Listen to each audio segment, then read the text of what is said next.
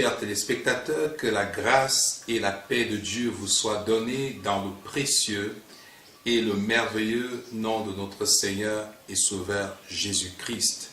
Bienvenue à notre émission Méditation. En ce jour, nous allons méditer dans le livre des Proverbes, chapitre 10, le verset 22.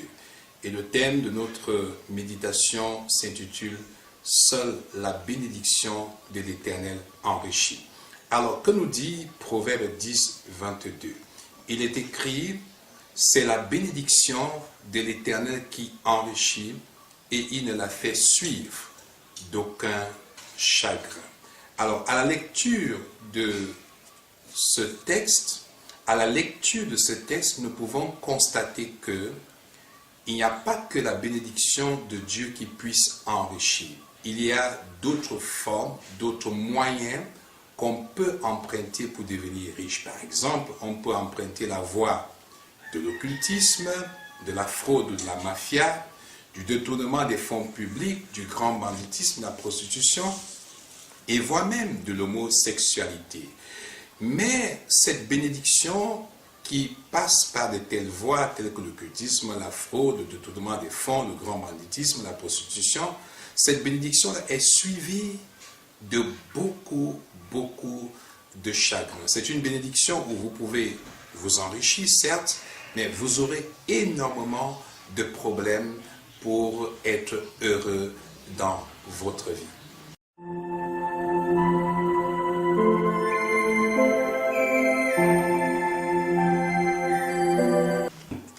Alors, la Bible est très formelle. Seule la bénédiction de l'Éternel enrichit, il ne la fait suivre d'aucun chagrin. Les autres voies qui peuvent vous amener à la prospérité, à la richesse, sont suivies de beaucoup de chagrin. D'ailleurs, dans le livre de Proverbes, chapitre 9, le verset 17 est écrit, « Les eaux dérobées sont douces et le pain du mystère est agréable. » Mais par la suite, ce pain du mystère devient désagréable dans votre bouche. Imaginez un seul instant que si vous vous enrichissez par la fraude ou par la mafia, tôt ou tard, vous pouvez être épinglé par la justice et vous finirez vos jours en prison.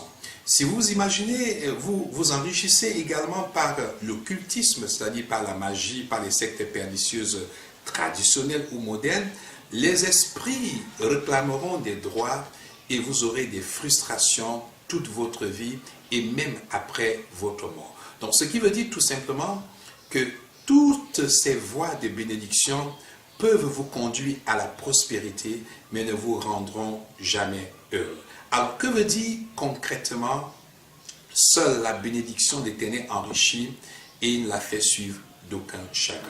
Toute prospérité qui est basée sur la parole de Dieu reçoit l'aval du Très-Haut, reçoit l'aval du Tout-Puissant, reçoit, la bénédiction, reçoit l'onction du Tout-Puissant pour nous permettre de nous enrichir.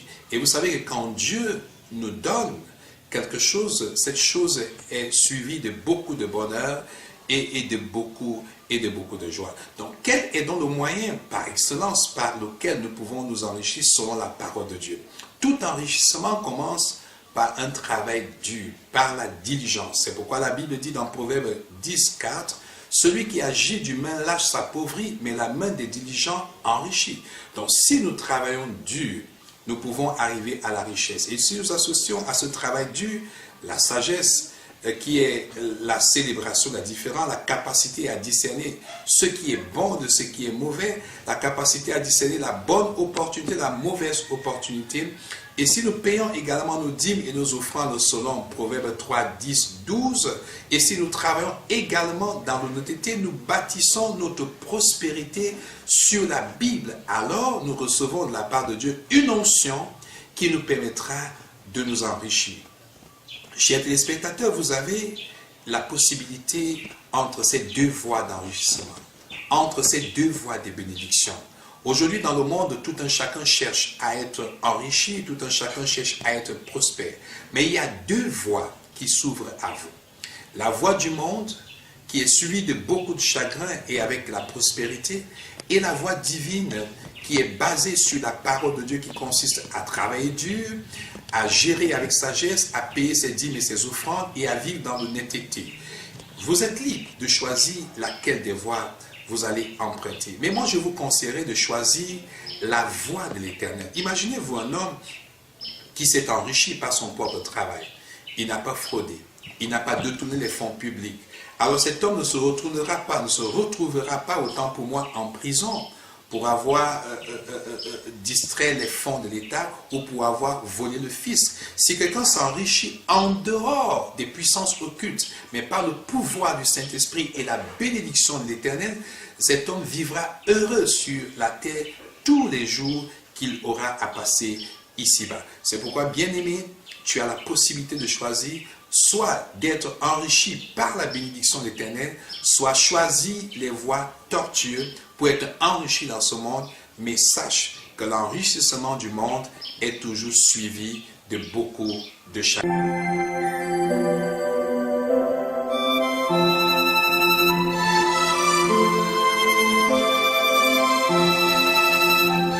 Chers téléspectateurs, sûrement vous vous posez la question, que dois-je faire?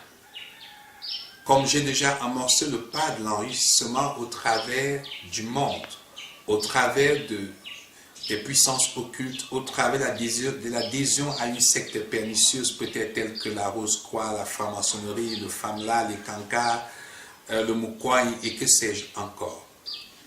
Peut-être tu te dis, comme je suis déjà trempé jusqu'au cou dans la fraude, j'ai eu à détourner les fonds de l'État, j'ai eu à voler, j'ai eu à braquer, que dois-je faire?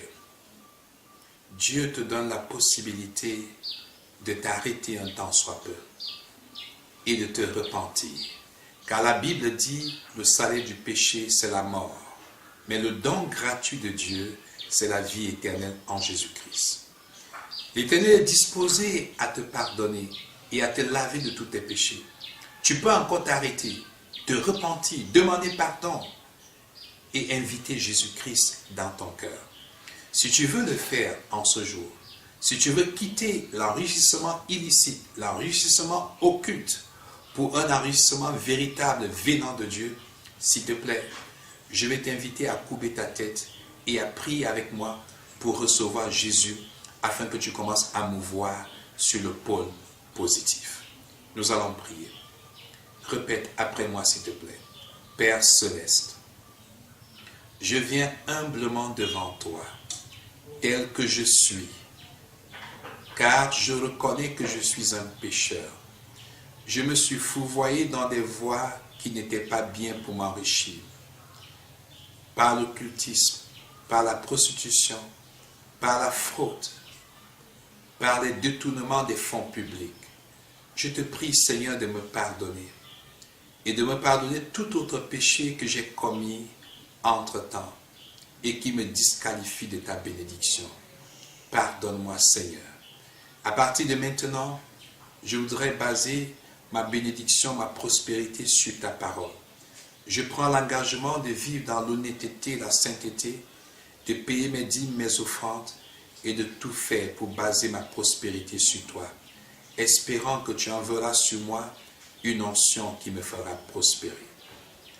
Père, je te le demande au nom de Jésus-Christ. Amen. Chers téléspectateurs, si vous avez fait cette prière, vous êtes sauvés et vous êtes connectés au pôle positif de la bénédiction. À partir de maintenant, vous avez l'onction du Père pour être enrichi et que cet enrichissement produise plutôt du bonheur au lieu du chagrin. Que Dieu vous bénisse et à la prochaine pour un nouveau numéro de méditation.